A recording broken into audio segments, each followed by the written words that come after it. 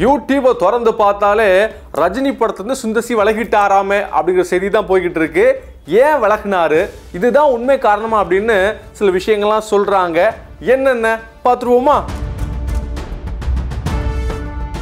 Super ஸ்டாரும் உலக நாயகனும் சேர்ந்து ரொம்ப வருஷத்துக்கு அப்புறமா சேர்ந்துருக்கிற ப்ராஜெக்ட் தான் பார்த்தீங்கன்னா தலைவர் 173. இந்த படத்தில் 2 பேரும் சேர்ந்து நடிக்கிறாங்க அப்படின்னு பல பேர் நினச்சிக்கிட்டு இருக்கிறாங்க. அதுதான் கிடையாது. ராஜ்கமல் ஃபிலிம்ஸ் வந்து இந்த படத்தை தயாரிக்கிறாங்க. ஸோ கமலஹாசன் தான் தயாரிப்பாளர். அந்த வகையில் சூப்பர் ஸ்டார் தான் படத்தில் நடிக்கிறாரு. இந்த படத்தை யார் டைரக்ட் பண்ண போகிறாங்க அப்படின்னு பல கேள்விகளுக்கு மத்தியில் நான் தாண்டா அப்படிங்கிற மாதிரி சுந்தர் சி வந்தார். நிறைய பேர் ரொம்ப சந்தோஷத்தோட வாழ்த்துக்கெல்லாம் போட்டுக்கிட்டு இருந்தாங்க. ஆனால் பார்த்தீங்கன்னா அந்த சந்தோஷம் ரொம்ப நாளுக்கு நீடிக்கலை.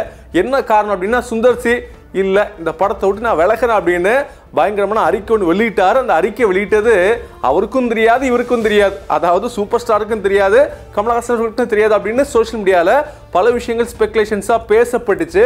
இதுக்கு பின்னாடி பல விஷயங்கள் ஏன் அப்படின்னு கேட்டாங்க. ஏன்னா நார்மலாக சுந்தர் சி பார்த்தீங்கன்னா ஒரு 10 கோடியிலேருந்து 15 கோடி சம்பளமாக வாங்குறதுக்கான வாய்ப்பு இருக்குது. ஆனால் இந்த படத்துக்கு 30 கோடி கமலஹாசன் ஆஃபர் பண்ணாரு. ஆனாலும் பார்த்தீங்கன்னா ஏன் இந்த முடிவு எடுத்தார் அப்படின்னு பல பேர் கேட்டுக்கிட்டு இருந்தாங்க. அதுலேயும் குறிப்பாக நிறைய ஸ்பெகுலேஷன்ஸாக பல தகவல் போய்கிட்டு இருந்துச்சுல்ல. அதில் சுந்தர் சி பார்த்தீங்க அப்படின்னா அவருக்கு தேவையான டெக்னீஷியன்ஸ்லாம் கேட்டார். ஆனால் கமலஹாசன் அவர்கள் நிறைய தலையிட்டு இல்லை இவங்களை தான் தருவோம் அப்படிங்கிற மாதிரி சொல்லிட்டார் அப்படின்லாம் செய்திகள் வந்துச்சு. ஆனால் உண்மை என்ன அப்படின்னா கமல் சார் அதில் தலையிடவே இல்லை. குறிப்பாக சொன்ன அப்படின்னா அன்பறிவு படத்தில் இவர் பண்ணுறாரு இல்லையா, அந்த படத்தில் கூட அவர் யாரை பற்றியும் எதுவுமே கேட்கல அப்படின்னு சொல்கிறாங்க. ஸோ கமல் சார் மத்தியில் அந்த மாதிரி பேச்சு வர்றது நிச்சயமாக நியாயமாக இருக்காது அப்படின்னு பல பேர் சோஷியல் மீடியாவில் பேசிக்கிட்டு இருக்கிறாங்க. ஸோ அப்படிப்பட்ட சூழலை தான் இந்த மாதிரி ஒரு விஷயம் நடந்திருக்கலாம் அப்படின்னு சொல்லப்படுது. என்ன அப்படின்னா ஸ்டார்டிங்கில் பார்த்தீங்கன்னா கதையை சுந்தர் சி அவர்கள் ரஜினி சார்ட்ட சொல்லியிருக்கிறாரு.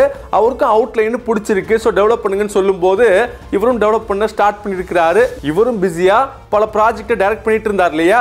அந்த வகையில் அப்பப்போ கேப் கிடைக்கும் போதெல்லாம் சில கரெக்ஷன்ஸோட சூப்பர் ஸ்டாரை வந்து பார்த்துருக்கிறாரு.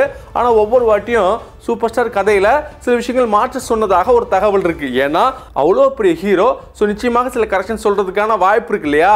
அப்படி சொல்லி கடைசியாக ஒட்டுமொத்த கதையும் ரெடி பண்ணிட்டு சுந்தர் சி வரும்போது அந்த கதையை சொன்னதாகவும் கடைசியில் இந்த படம் கதை எனக்கு பிடிக்கல அப்படிங்கிற மாதிரி சூப்பர் ஸ்டார் சொன்னதாக சில தகவல்லாம் வந்துகிட்டு இருக்கு. அதன் காரணமாக தான் பயங்கரமாக ஹர்ட் ஆகி வேணாம்ப்பா இந்த மாதிரி கதை எனக்கு வேணவே வேணாம், இவ்வளோ கஷ்டப்பட்டு ஒரு கதையை சொல்லி அந்த ப்ராஜெக்டே எனக்கு வேண்டாம் அப்படின்னு சுந்தர் சி ஒதுக்கிட்டதாக சொல்லப்படுது.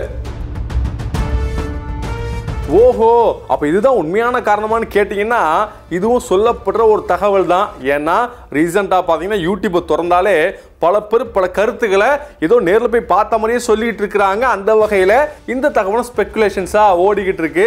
ஸோ என்ன பிரச்சனை என்ன நடந்துச்சு அப்படிங்கிறத சுந்தர் சி நேராக சொன்னால் மட்டும்தான் தெரியும். கண்டிப்பாக ஃபியூச்சரில் ஏதோ ஒரு இன்டர்வியூ சொல்ல போகிறாரு. அன்னைக்கு உண்மையெல்லாம் தெரியும். செய்திகளை உடனுக்குடனும் துல்லியமாகவும் தெரிந்து கொள்ள சப்ஸ்கிரைப் பண்ணுங்க.